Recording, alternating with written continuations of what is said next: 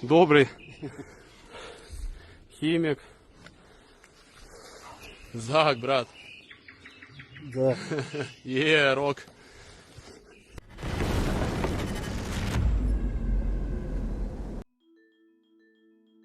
The Russian economy is on the brink of collapse, and Putin knows it. Putin's bloody war is economically unsustainable.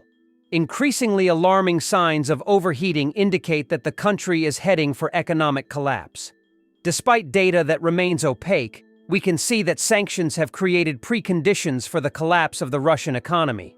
Russia's war economy is shrinking, inflation is rising, interest rates are reaching 21%, and 40% of government spending is devoted to the army.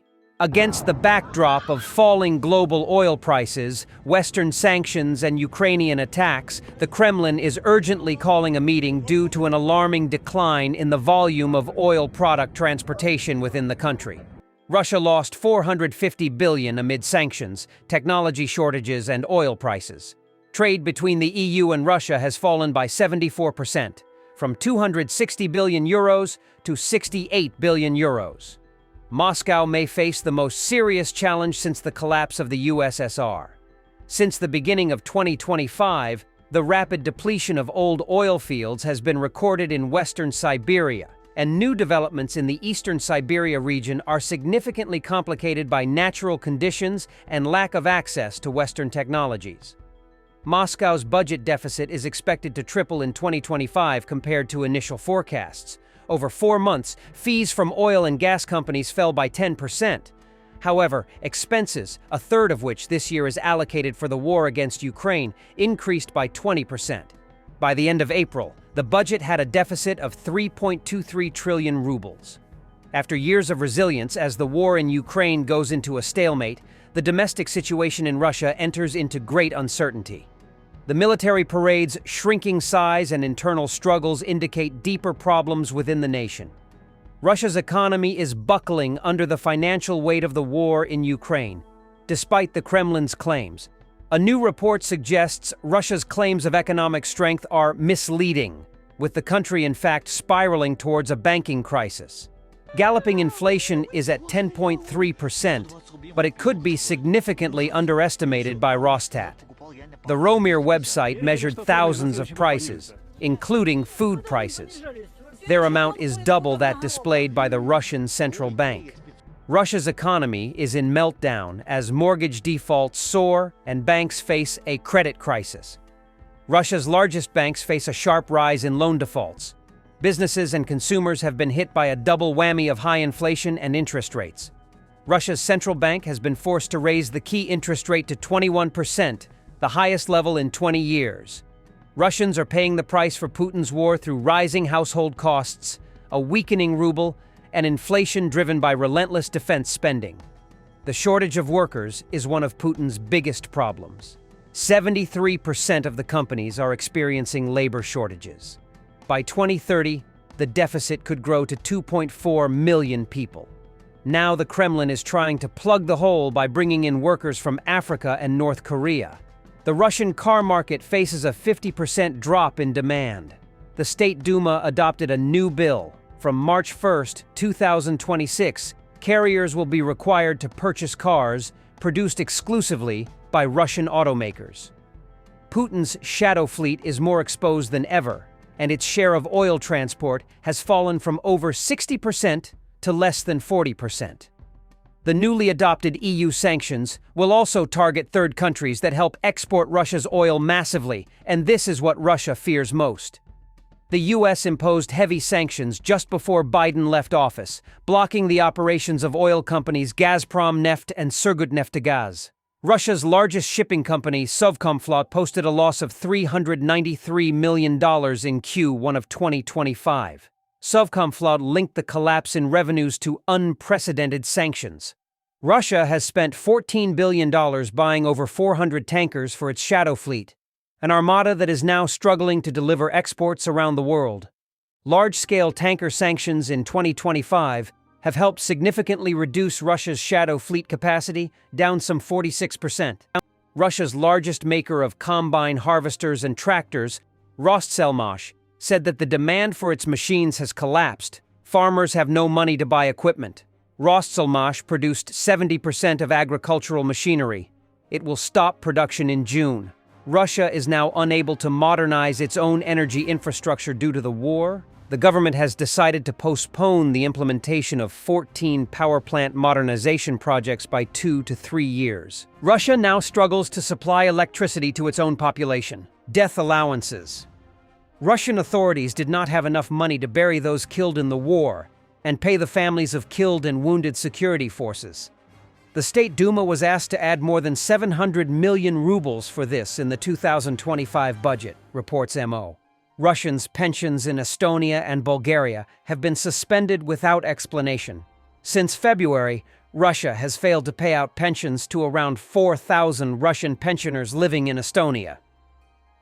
Russian propagandists suggest canceling pensions, claiming elders should be supported by children they gave birth to, otherwise they should die. Putin is already dipping into his reserves because of falling oil and natural gas revenues. Russia to use reserves to cover growing budget deficit, report. Forecasts suggest that Russia's budget deficit in 2025 could rise from 0.5% to 1.7% of GDP. Following Putin's refusal to accept a ceasefire, Europe is preparing to intensify sanctions and strangle the Russian economy. The EU plans to disconnect more than 20 Russian banks from SWIFT and lower oil price limit to $45. On May 26, 2025, Putin declared into the Bosch microphone that the Russian foreign services should be strangled just as they are trying to strangle us. Recently, EU Foreign Policy Chief Kaja Kallas called for the US to also take strong action against Russia, underlining that the bloc is working on more sanctions on Russia. The longer Russia wages war, the tougher our response. It's oil revenues that keep Russia's economy afloat. If oil prices fall permanently below $40 a barrel, Moscow will struggle to continue its war in Ukraine. Contrary to what the Kremlin says, Russia needs peace because its economy could completely collapse in 2025. Wounded Russian soldiers are lying in the bushes in no hurry to join the assaults. Добрий.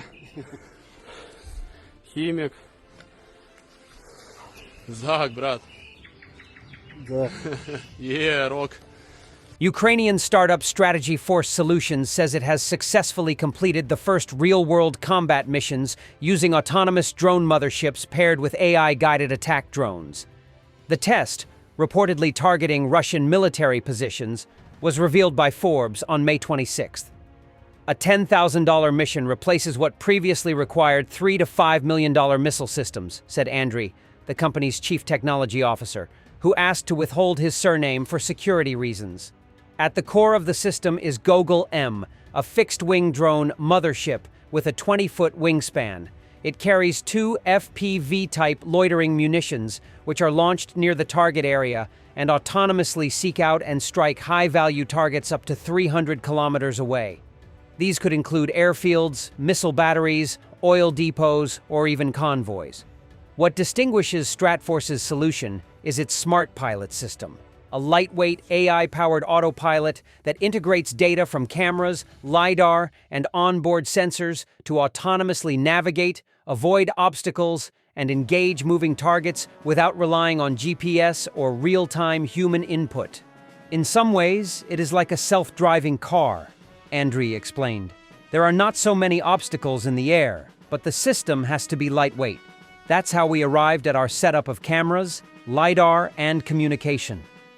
The system enables the drones to carry out advanced functions like ambush missions, where they can land and wait for targets, such as aircraft returning to base or convoys moving through a kill zone, before autonomously attacking.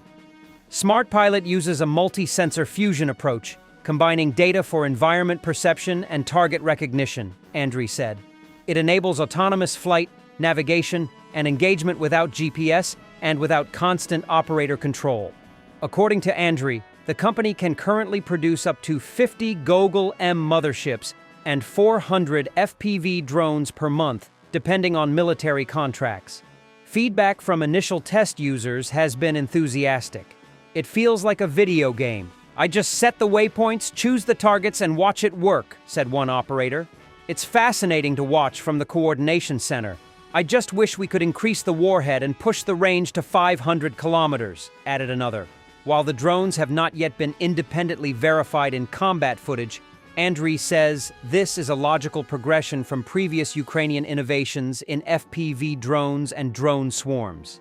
In fact, the system may already surpass efforts under development by the Pentagon's Defense Innovation Unit or China's concept stage CGI swarm mothership. Though early, version 1.0 of this autonomous drone warfare platform could be a disruptive force in the coming months, especially given its modularity.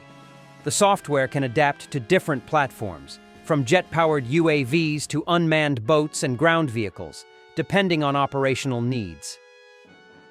By pairing small FPV drones with AI mothership drones, we can guarantee precision strikes, said Andriy. Russia, already struggling with an increasingly drone-saturated battlespace, may soon find itself facing swarms of smart, low-cost, self-directed aerial attackers, and no easy way to stop them. Earlier, Ukrainian President Volodymyr Zelensky outlined significant progress in securing stable funding for Ukraine's defense industry through bilateral agreements with international partners. Thanks for watching, and don't forget to subscribe. Also, if you want to support Warthog Defense, please become our member and get early access to new videos, exclusive members-only videos, and become administrator in comment section. The membership link is in the description. Every day. We had a guy last week, it's 6 rescues in 6 days. You know, he's doing the job every day.